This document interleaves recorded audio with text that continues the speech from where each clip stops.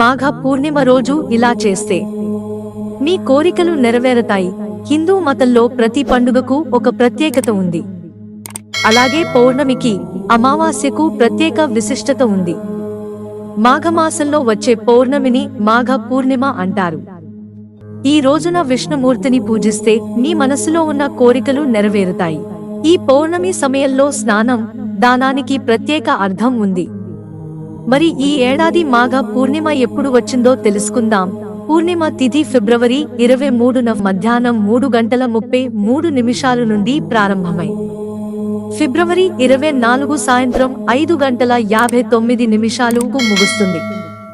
ఫిబ్రవరి 24న మాఘ పూర్ణిమను జరుపుకోనున్నారు. మాఘ పూర్ణిమ శుభ ముహూర్తం అభిజిత్ ముహూర్తం. మాఘ పూర్ణిమ ఫిబ్రవరి 24న అర్ధరాత్రి 12:12 నుండి మధ్యాహ్నం 12:57 వరకు జరుగుతుంది. ఈ సమయంలో స్నానం, దానం చేయడం, పూజించడం చాలా శుభప్రదంగా భావిస్తారు. మాఘ పూర్ణిమ ప్రాముఖ్యత. మాఘ పూర్ణిమ నాడు దేవతలు మానవ రూపంలో భూమిపైకి వచ్చి గంగా స్నానం చేస్తారని పురాణాలు చెబుతున్నాయి. ఈ రోజున శ్రీ మహావిష్ణువును పూజిస్తే చాలా మంచిది. పాపాలు పోగొట్టుకోవడానికి మాఘ పూర్ణిమ నాడు స్నానం చేసి దానం చేయాలి. ఈ రోజు ఉపవాసం చేయడం వల్ల మీ కోరికలన్నీ నెరవేరుతాయి.